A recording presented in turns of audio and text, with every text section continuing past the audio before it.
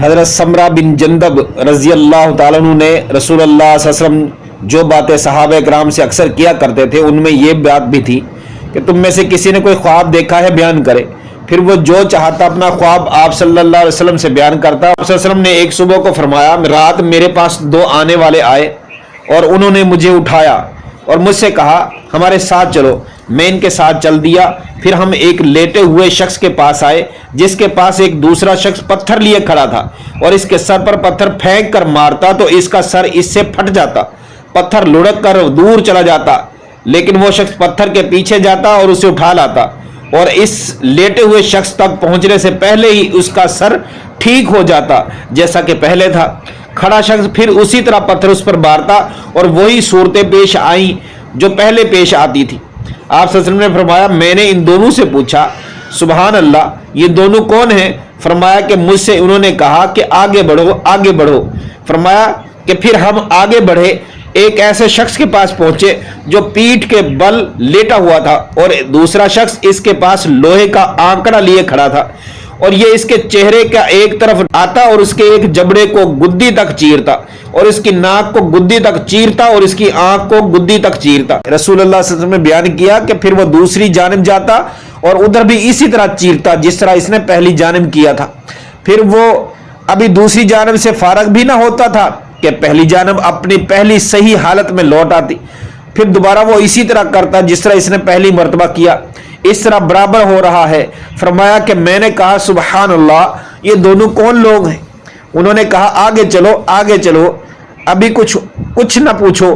چنانچہ ہم آگے چلے، تنور جیسی چیز آئی، شور و آواز تھی۔ کہا کہ ہم نے اس میں جھانکا تو اس کے اندر کچھ ننگے مرد اور عورتیں تھی اور ان کے نیچے سے آگ کی لپٹ آتی تھی۔ جب آگ انہیں اپنی لپیٹ میں لیتی تو وہ چلانے لگتے۔ رسول اللہ صلی اللہ علیہ وسلم نے فرمایا کہ میں نے ان سے پوچھا یہ کون لوگ ہیں؟ انہوں نے کہا چلو چلو۔ فرمایا ہم آگے بڑھے اور ایک نہر پر آئے۔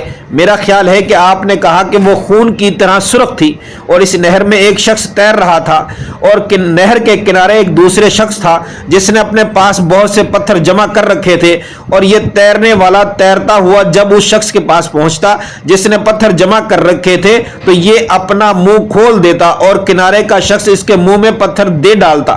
وہ پھر تیرنے لگتا اور پھر اس کے پاس لوٹ کر آتا اور جب بھی اس کے پاس آتا تو اپنا منہ پھیلا دیتا اور یہ اس کے منہ میں پتھر ڈال دیتا۔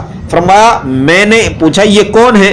فرمایا کہ انہوں نے کہا کہ آگے چلو آگے چلو۔ پھر ہم آگے بڑھے اور ایک نہایت بدصورت آدمی کے پاس پہنچے۔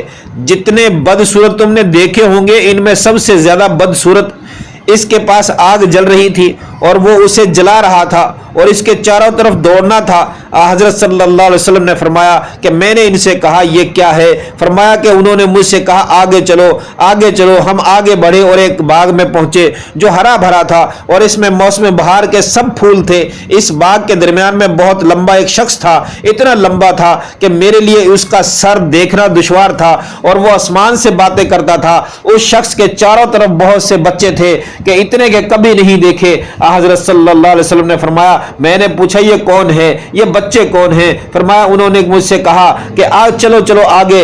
ہم آگے بڑھے اور ایک عظیم الشان باغ تک پہنچے۔ میں نے اتنا بڑا اور اتنا خوبصورت باغ کبھی نہیں دیکھا تھا۔ ان دونوں نے کہا اس پر چڑھو۔ ہم اس پر چڑھے تو ایک ایسا شہر دکھائی دیا جو اس طرح بنا تھا کہ اس کی ایک اینٹ سونے کی تھی، ایک اینٹ چاندی کی تھی۔ ہم شہر کے دروازے پر آئے اور ہم نے اسے کھلوایا، وہ ہمارے لیے کھولا گیا اور ہم اس میں داخل ہوئے۔ ہم نے اس میں سے ایسے لوگوں سے ملاقات کی جن کے جسم کا نصف حصہ نہایت خوبصورت تھا اور دوسرا نصف حصہ نہایت بدصورت۔ حضرت صلی اللہ علیہ وسلم نے فرمایا کہ یہ دونوں ساتھیوں نے ان لوگوں سے کہا کہ جاؤ اس نہر میں کود جاؤ۔ ایک نہر سامنے بہ رہی تھی اور اس کا پانی انتہائی صاف تھا، سفید تھا۔ وہ لوگ گئے اور اس میں کود گئے، پھر ہمارے پاس لوٹ کر آئے تو ان کا پہلا عیب جا چکا تھا، اب وہ نہایت خوبصورت ہو گئے تھے۔ حضرت صلی اللہ علیہ وسلم نے فرمایا ان دونوں نے کہا یہ جنت عدن ہے اور یہ آپ کی منزل ہے۔